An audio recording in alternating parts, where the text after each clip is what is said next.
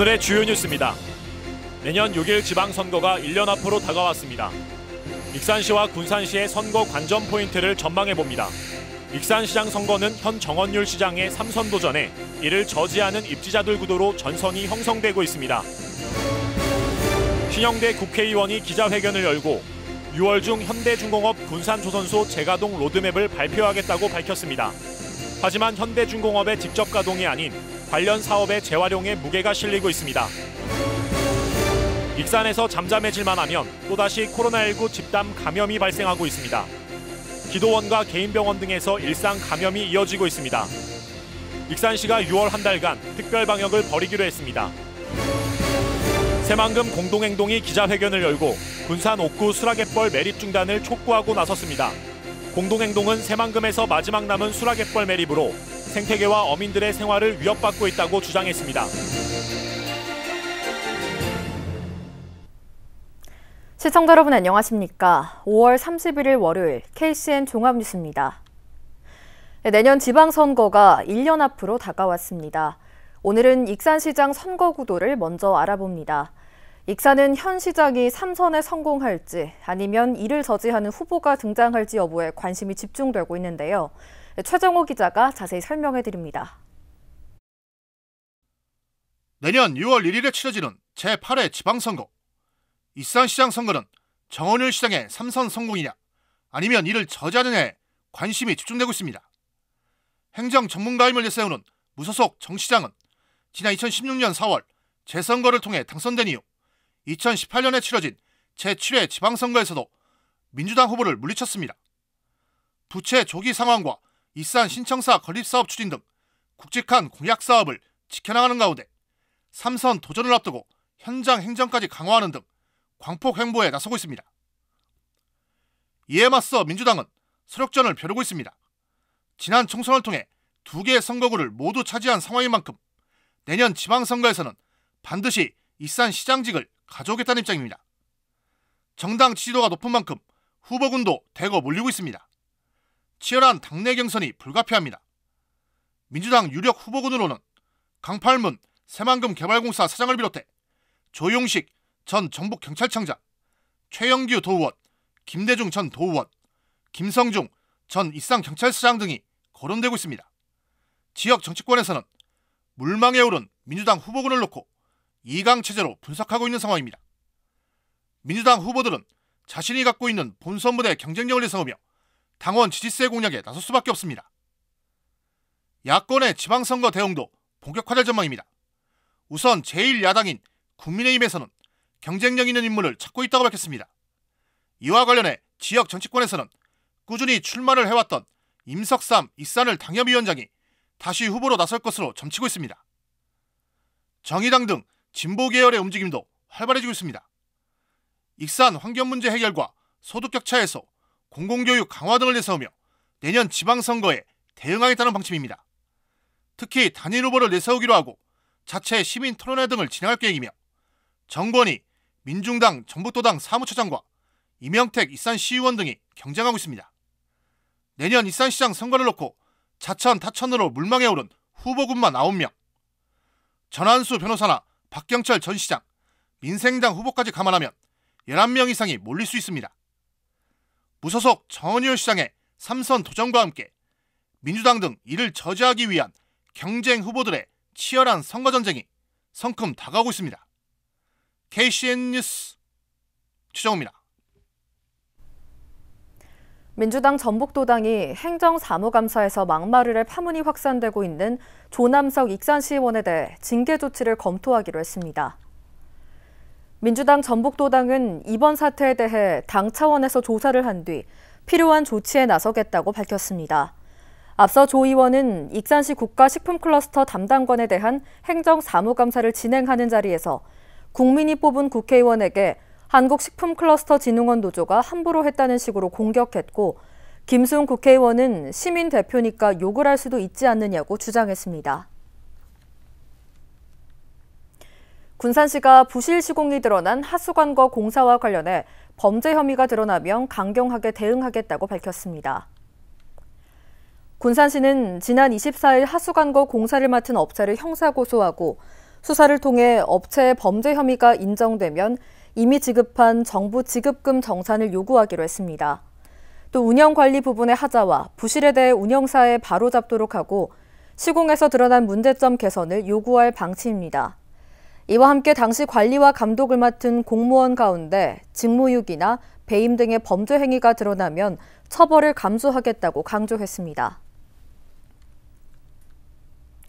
군산항과 전남 광양항 연안을 잇는 중소형 컨테이너선 항로 신설이 무산됐습니다. 군산시와 군산해수청은 지난해부터 동영해운 유치를 통해 이 항로에 주 2회 최대 700TU 적재가 가능한 7,400톤급 컨테이너선 항로 개설을 추진해왔습니다. 하지만 동영해운이 최근 군산항 컨테이너 터미널에 공문을 보내 항로 개설이 어렵다고 통보해온 것으로 알려졌습니다. 동영해운은 항로 개설이 어려운 이유에 대해 국제유가 상승과 컨테이너선 수급 부족에 따른 운영비 부담 때문이라고 설명했습니다. 도내에서 처음으로 전기 이륜차 충전 인프라가 익산에 구축됩니다. 익산시는 오늘 KT링커스와 전기 이륜차 충전 인프라 구축 협약을 맺었습니다. 오는 2023년까지 20곳의 충전소를 설치할 계획입니다. 충전소를 통해 방전된 배터리를 충전할 수 있고 충전된 배터리를 교환할 수도 있습니다. 전기 이륜차 충전 인프라 구축은 전국에서 6번째, 도내에서는 최초로 추진되는 사업입니다. 신영대 국회의원이 6월 중 현대중공업 군산조선소 재가동 로드맵에 대해 발표하겠다고 밝혔습니다. 하지만 현대중공업이 3년치 물량이 확보되지 않으면 군산조선소 가동은 어려울 것이라고 강조해온 터라 재가동보다는 재활용에 무게가 실리고 있습니다. 모영숙 기자가 취재했습니다. 신영대 의원의 핵심 공약인 군산조선소 재가동. 임기 1년 안에 재가동 여부를 결정하겠다는 약속은 한 달 뒤나 나올 것으로 전망됩니다. 신영대 의원은 취임 1주년 기자회견에서 현대중공업과 협의를 이어가고 있다며 구체적인 로드맵은 6월쯤 발표하겠다고 밝혔습니다. 물량 배분과 밀접한 관련이 있다 보니 다른 지역의 반발이 우려된다며 자칫 무산될 수 있기 때문에 최종 협의까지는 말을 아끼고 있다고 설명했습니다. 기업이 어느 한 지역에서 물량을 빼거나 어떤 이럴 때 물량을 좀 다른 지역으로 옮길 때 그 지역에 속한 기업 지자체의 반발이 너무 커서 이게 좀 최종 확정되기 전까지 미리 말씀드리면 오히려 걸림돌 수 있다 싶어서 좀 지금도 역시 조심스럽게 말씀드리고 있는데요. 하지만 군산조선소에서 다시 선박을 건조하는 것인지 아니면 다른 방안이 있는지에 대해서는 언급을 피했습니다.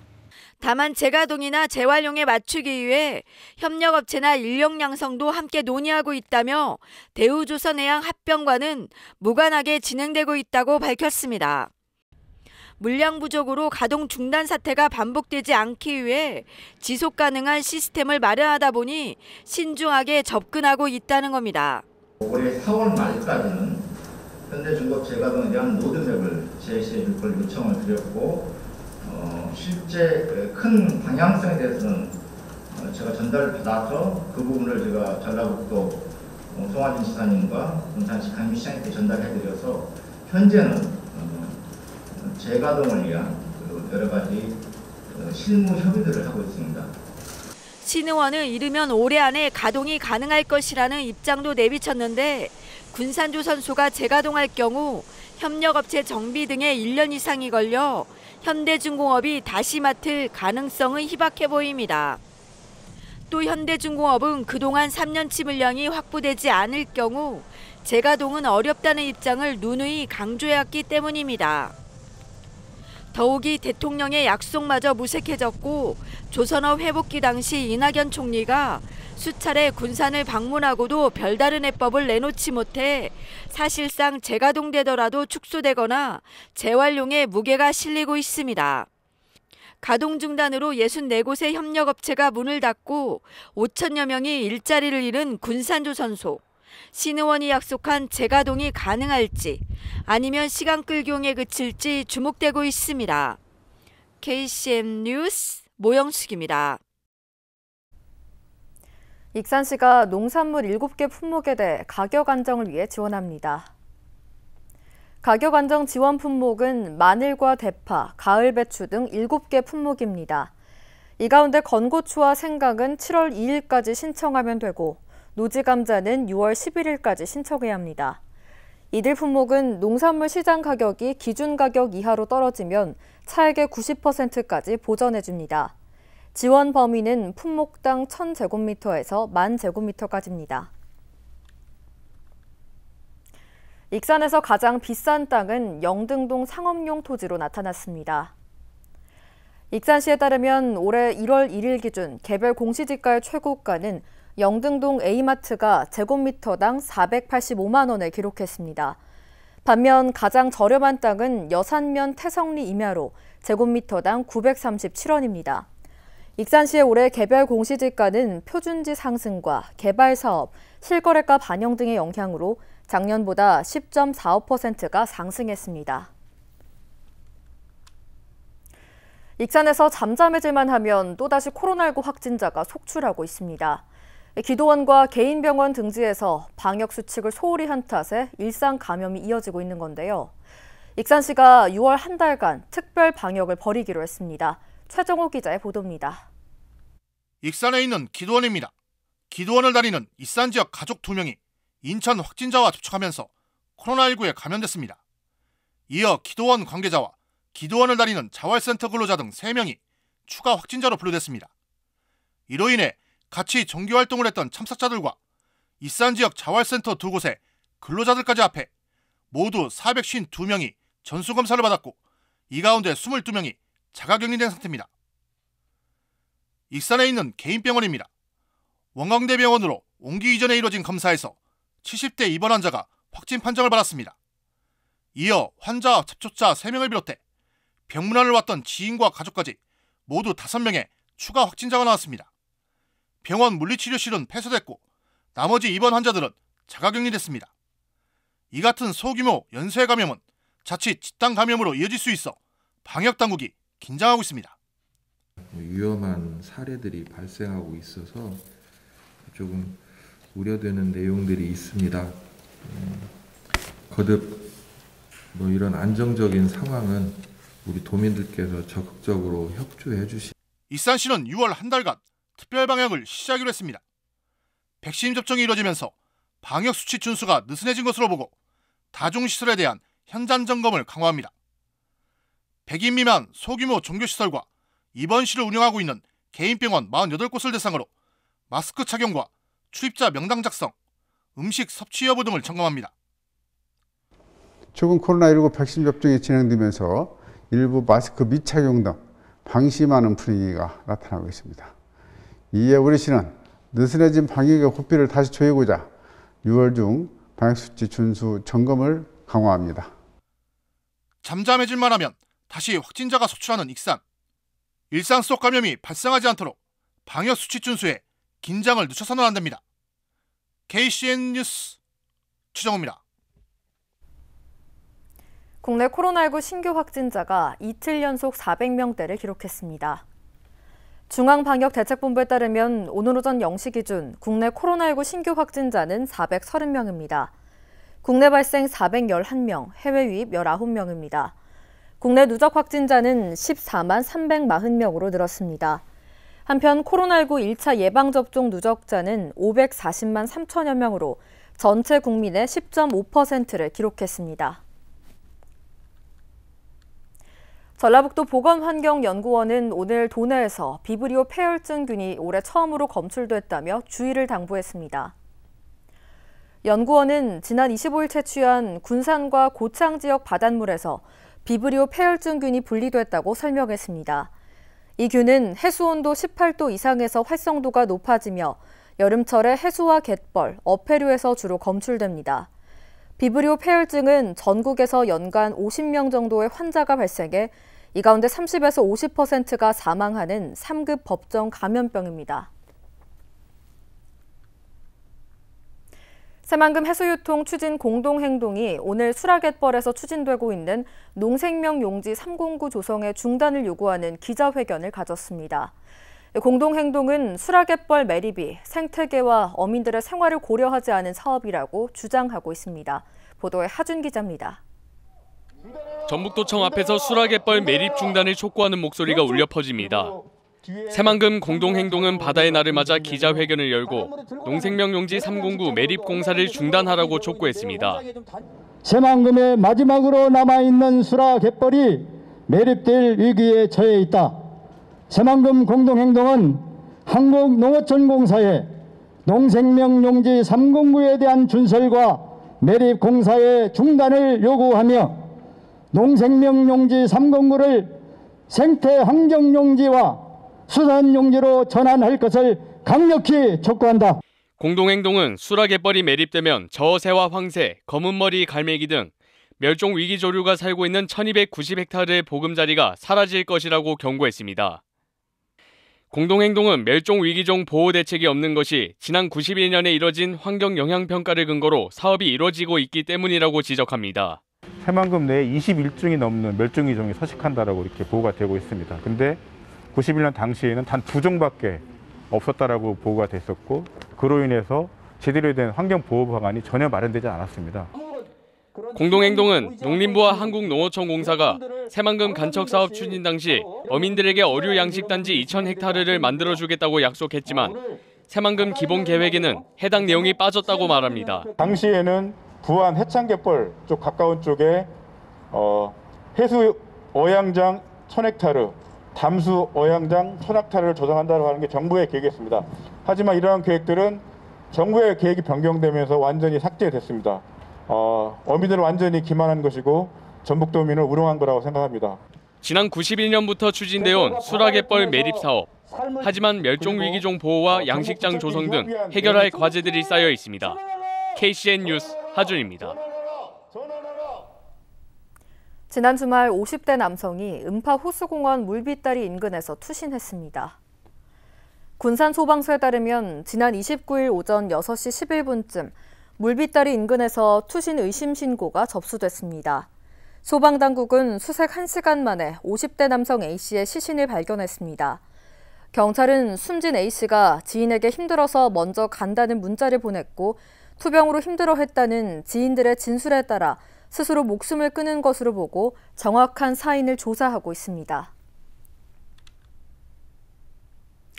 남녀 후배들을 모텔로 끌고 가 폭행한 뒤 음란 행위를 강요하고 성폭행까지 한 10대가 항소심에서도 실형을 선고받았습니다. 광주고법 전주재판부 제1-3 형사부는 성폭력 범죄 처벌 등에 관한 특례법 위반 등 혐의로 기소된 10대 A양에 대한 항소심에서 피고인의 항소를 기각하고 징역 장기 5년, 단기 3년 6개월을 선고한 원심을 유지했다고 오늘 밝혔습니다. A양은 미성년 공범 2명과 함께 지난해 9월 12일 오전 1시 45분 남녀 후배들을 익산시 한 모텔로 불러 발과 둔기로 폭행하고 옷을 벗지 않으면 죽이겠다고 협박해 음란 행위 등을 강요한 혐의로 기소됐습니다. 익산 낭산면 양계장에서 불이 났습니다. 익산 소방서에 따르면 오늘 새벽 2시 58분쯤 낭산면에 있는 A 양계장에서 불이 나 1시간 10여 분 만에 진화됐습니다. 이 불로 닭 8천여 마리가 폐사해 소방서 추산 2,900만 원의 재산 피해가 발생했습니다. 소방당국은 정확한 화재 원인을 조사하고 있습니다. 계속해서 전북권 뉴스입니다.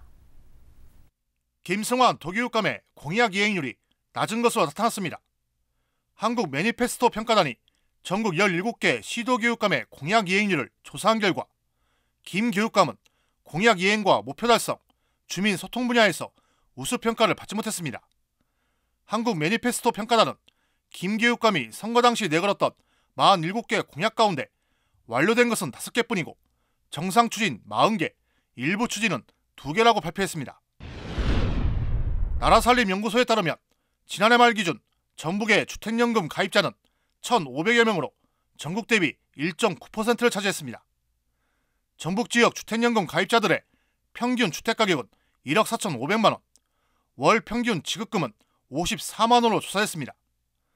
월 평균 지급금은 서울이 139만 원으로 가장 많았고 전남이 50만 원으로 가장 적었습니다. 도의회가 전기와 도시가스 등이 공급되지 않는 지역 주민들의 생활을 지원하기 위한 조례를 제정했습니다. 두세훈 도의원이 대표 발의한 이번 조례안은 에너지 미공급 지역 주민 지원을 위한 계획 수립과 에너지 복지 사업 실행 등의 근거를 담고 있습니다.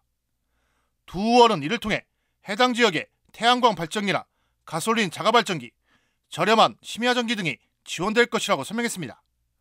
지금까지 전북권 뉴스 추정호입니다. 군산시와 한국장애인 고용공단이 장애인 취업 지원을 위해 서로 협력하기로 했습니다. 두 기관은 오늘 협약을 맺고 발달장애 성인에 대한 직업교육과 현장훈련, 직업 후 적응 지도를 함께 하기로 했습니다. 군산시는 지난 2018년 발달장애인 평생학습단을 열어 발달장애 성인들의 생애 주기에 따른 맞춤형 평생교육을 제공하고 있습니다. 군산시가 올해 하반기 공공일자리 사업 참여자를 모집합니다. 군산시는 코로나19 장기화에 따른 고용 충격을 완화하기 위해 오는 7일까지 82명을 모집한다고 밝혔습니다. 이 가운데 공공근로사업은 45명이고 지역 공동체 일자리 사업은 37명을 선발할 예정입니다. 사업 기간은 오는 7월부터 11월까지이며 취업 취약계층과 코로나19로 실직 폐업한 경우 우선 선발할 계획입니다. 원광대학교와 사단법인 벤처기업협회가 산학협력 협약을 맺었습니다. 원광대는 재학생 취업과 창업 지원을 위해 지난 28일 벤처기업협회와 협약을 체결했다고 밝혔습니다. 이외에도 핵심기술 개발 연구와 대학 보유기술 이전 지원, 벤처기업 인식 개선 프로그램 운영 등에 협력합니다. 지난 1995년에 설립된 벤처기업협회는 해외 51개국까지 포함해 16,000여 개의 회원사를 보유하고 있습니다. 이어서 우리 동네 소식입니다.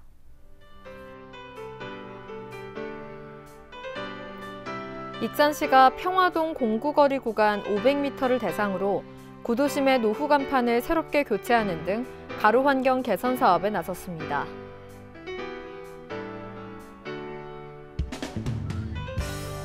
익산 남중동 주민자치위원회가 도마와 베개 등 실생활에 필요한 용품을 직접 만들어 판매 수익 전액을 소외계층에게 지원하기 위한 생활용품 제작 교실을 운영합니다.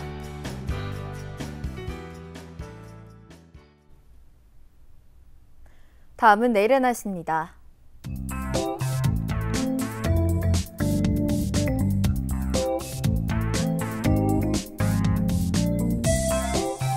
내일 우리 지역은 대체로 맑다가 오후부터 구름 많은 날씨를 보이겠습니다.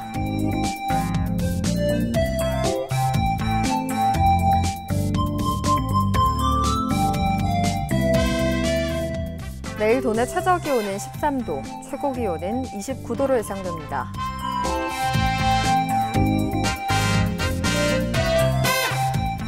군산의 아침 기온은 16도에서 출발해 낮에는 26도까지 오르겠습니다.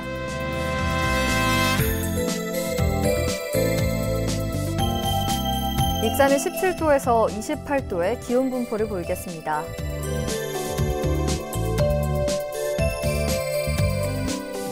바다의 물결은 서해남부 모든 바다에서 0.5m에서 1.5m를 일겠습니다. 날씨였습니다.